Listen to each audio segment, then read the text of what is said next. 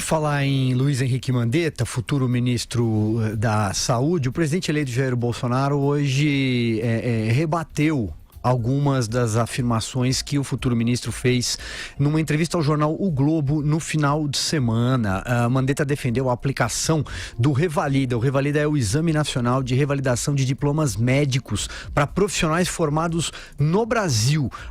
E após participar de um almoço na Escola de Educação Física do Exército, na URCA, no Rio de Janeiro, Bolsonaro rebateu hoje as falas. Eu abro aspas aqui para o presidente eleito.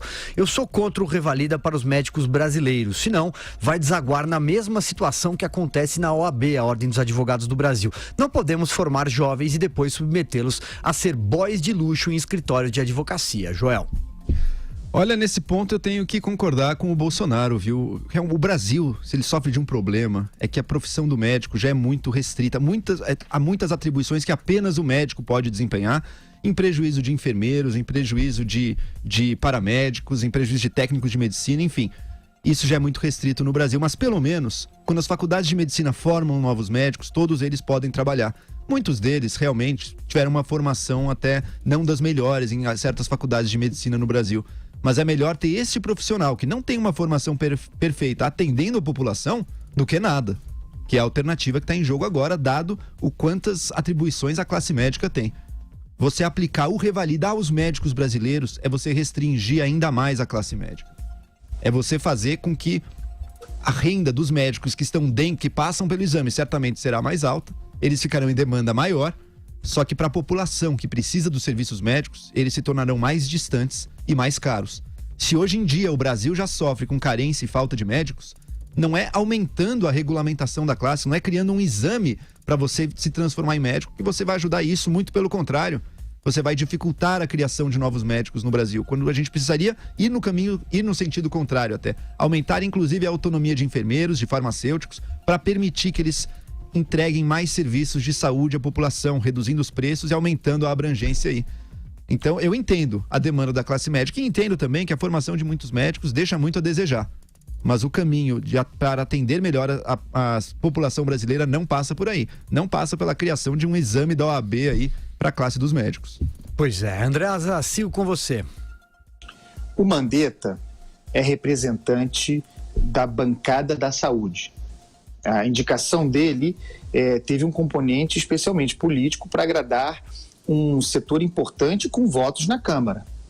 Ele vem daí, a indicação dele. Não é exatamente do DEM em primeiro lugar, é do Onyx Lorenzoni e da bancada da saúde. Portanto, ele é um representante, e essa fala dele, essa tentativa do Revalida para os médicos brasileiros, para mim é muito claro um desejo, uma expressão do desejo de uma corporação.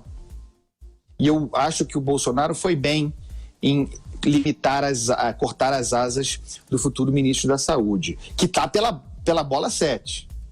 Certo? Mas tem um componente que eu queria falar, que é o político da atuação do Bolsonaro. Entre todos os seus ministros que falam publicamente, muitos falam demais, inclusive os mais poderosos, Paulo Guedes, o vice-presidente Mourão, que não é ministro, mas busca poder, o Onyx, vários outros.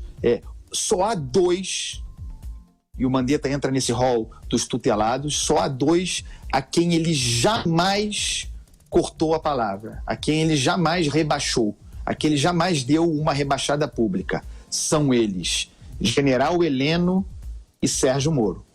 Esses são os mais poderosos ministros do Jair Bolsonaro. É claro que o Paulo Guedes é poderoso per si, né, super-ministro da Economia, mas já teve falas limitadas pelo Jair Bolsonaro, já teve que voltar atrás em coisas que disse depois da manifestação do presidente. Os únicos que não passaram por isso são Sérgio Moro e General Heleno, e isso é muito importante no arranjo do governo e naquilo que será prioridade em termos de pauta especificamente legislativa no ano que vem.